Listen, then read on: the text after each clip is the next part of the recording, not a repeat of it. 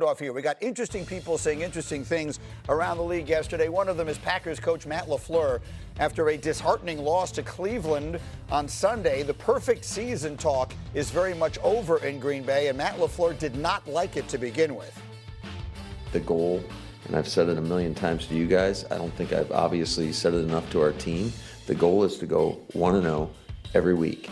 And it pisses me off when we start talking about things outside of the next game, things that are way down the road. Like, focus on, keep the focus on the present, on the now, and worry about getting better each and every day.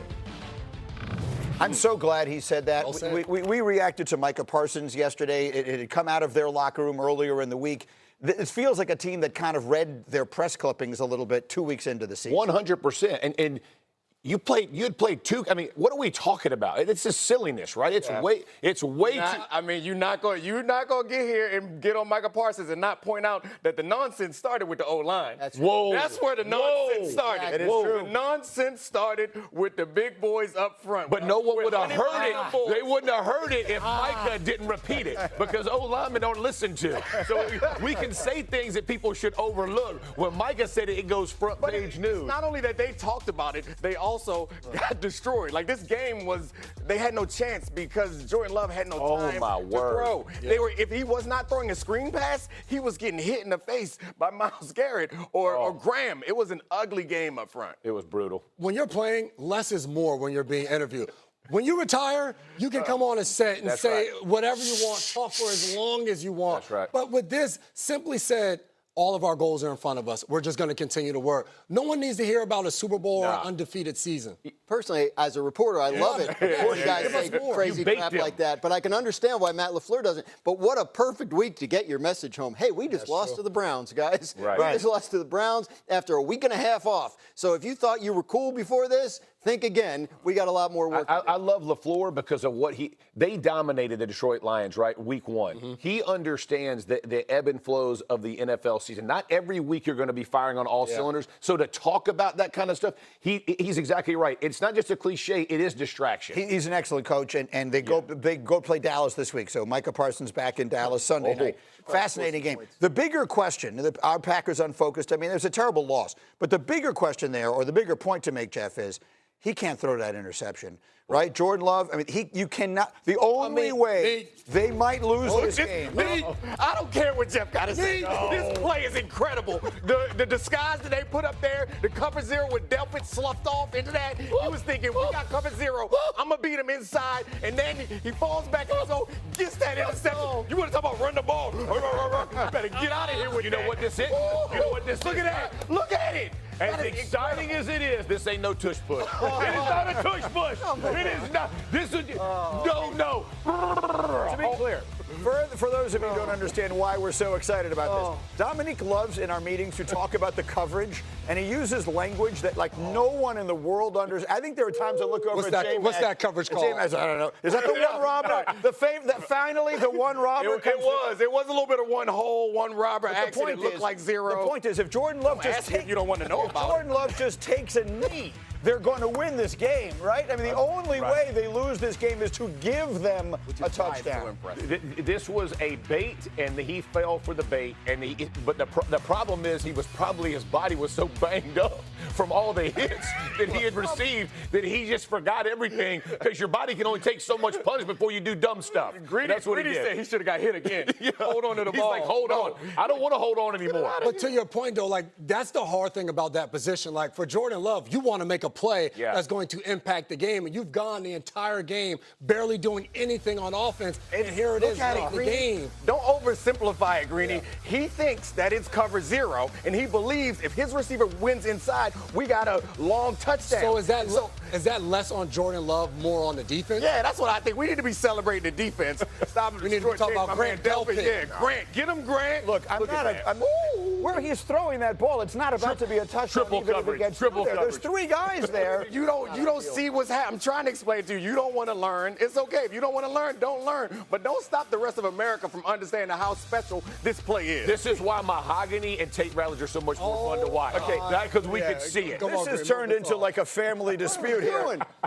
You can both be right. Let me get down the DBs on set. Let me get to one more sound off here, and this is about the Super Bowl champion Eagles. They continue to roll. They storm from way behind to beat the Rams on Sunday with the blocked field goal to win. They continue to win any which way, and Shefty, sitting here yesterday, compared Hurts and Philly to very elite company. When you watch them, you feel like you're watching Tom Brady with the Patriots in his prime, Patrick Mahomes with the Chiefs in his prime. You feel like they're going to find a way, whatever it is, somehow, some way, to win the game. And the point he's making is we're all sitting in the room watching that, and Shefty literally said they're going to block this kick. And they're going to block the kick at the end of the game because that's just what they do. It's what the Chiefs did. It's what the Patriots do. Are the Eagles now, do they have that air of inevitability that these great teams have? Absolutely. I mean, 19-1 in their last. How could you not see it that way? And again, you're comparing him to some all-time. The Tom Brady one I get because of the Super Bowls, but they've been to 2 and won 1 in the last 3 years. They're pretty good, y'all, and they find ways to win in a number of different fashions. You have to respect the heck out of it. Again, they've lost coordinators 2 out of the last 3 years. They continue to reload, similar to what the Detroit Lions do. They find ways to win. You got to respect that. I don't want to watch that. The most successful thing, and it's not, I mean it as a compliment, it feels like a high school offense where they're like, our guys are better than your guys. We're not going to get cute. Going to run it at you, throw it to our big-time receiver. When they go to A.J. Brown, you are reminded, and Randy Moss says this to us every Sunday, like A.J. Brown is right there with the best receivers in the entire NFL, and you never think of him that way because they never throw him the ball. It's just not the way their offense and their team is built. But what we saw in that second half was they said, you know what? We're just going to put A.J. Brown over there by himself. That dictates what the coverage is. And if he's one-on-one, just run a stop route. You just run 10 yards down, stop. I'm going to put the ball in your direction, push a guy, and make the catch. And he did it. It was a relief to see them put the ball in the air. We get bored, I think, when it's just run all the time. Look, no, I mean, they winning the Super Bowl really affects your confidence, I think, in a significant way. It sounds simplistic, but 2 years ago, they started out kind of like this. They had been to the Super Bowl. They started out kind of like this, winning close games, finding a way, maybe not looking great, and 10-1, and then the season fell apart. But now having won the thing, you look at it differently. Different, right? Yeah. So that changes the way you feel about yourself. So yeah, obviously they're. I can't believe we didn't show the Jordan. A.J. Brown's great, but we got to show the big man Let's give credit to Jalen Hurts as well. This is one of the most selfless players in the NFL. How often do people criticize him because of what he's not allowed to do or what the team doesn't want to do because there's no reason to risk it if you're winning the way they're doing. And so hats off to him, the offense, because when he does do it. Brady comparison. There you go. Whichever way we need to win this game, we win it. If it's defense, if it's running the ball, whatever way we need to, it doesn't matter my stats. I'm so glad Jalen Hurts told Jordan to block both of those field goals. That was block it. Good job. Jordan was inspired by. I thought we played complimentary football. We did exactly what we said we needed to do. They pitch to Gibbs. Touchdown! And the Lions back up by 7. Crazy right now. 3 games straight that happened in my career. Fumbles in critical moments. Hey, this is a heck of a ball game. 4th and 2. Amon-Ra! Throw and catch! Unreal! This is an 8-point win for the Lions to get to 2-1. It was a statement win last night for Detroit, and it's getting late early in Baltimore. They're 1-2. They're at Kansas City this week. As Graziano said in our meeting this morning, one of those 2 teams is going to be 1-3. Meanwhile, the Texans and Rams are on the horizon as well, so the road to the top of the AFC doesn't look smooth, and Lamar Jackson last night after the game said he's fully aware of where his team sits. I feel like week 1 was a wake-up call. You know, not just this loss. Week 1 was a wake-up call. Last week was a wake-up call, you know, because we started off slow last week. And, you know, we got beat tonight.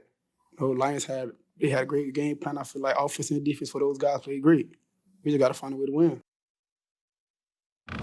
So, Dominique, sort of representing the Ravens fans, for those of you just getting up and joining us, saying, you know that? I didn't get elected. Listen now. We have you speaking on their behalf. Okay.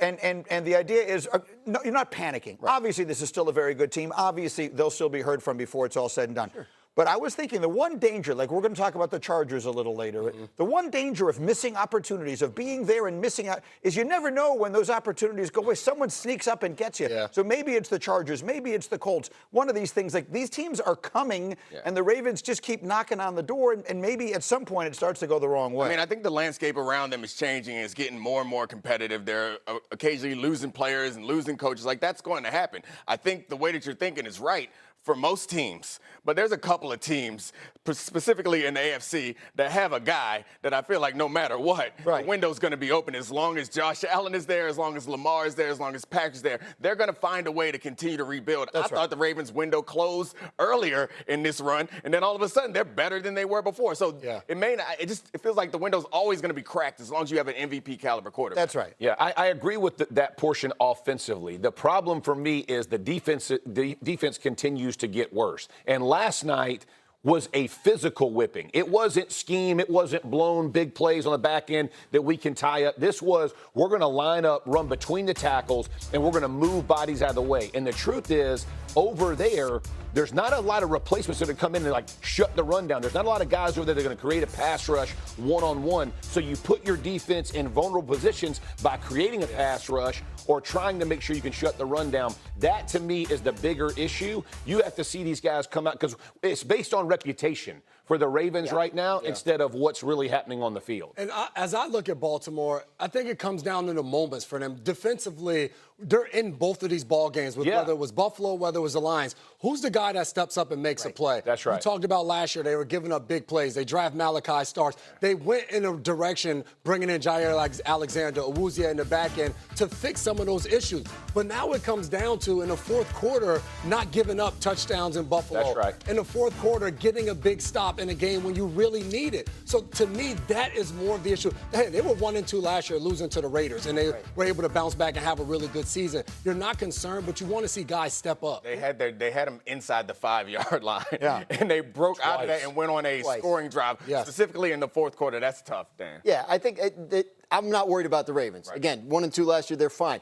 But these early games could end up mattering. The Week 1 loss to Buffalo is maybe the most important game any two teams will play in the AFC all year, because Buffalo's, the rest of their schedule doesn't look tough at all. I don't know when their next loss is. And now, if you're tied with them, then you have to go to Buffalo in the playoffs. And we saw how that went for the Ravens last year. So, yeah, they can't. We're talking about them differently than we're talking about the Chargers or the Colts, right? Can they break into this group? They're already in that group. That's right. The question is, can they elevate beyond it? And they're hurting their chances to do that with these early season There are very few teams that have not won a title about whom we say it's championship or bust, and they are one of them. Buffalo's another. We'll see where it goes. Well, let me do a little sound.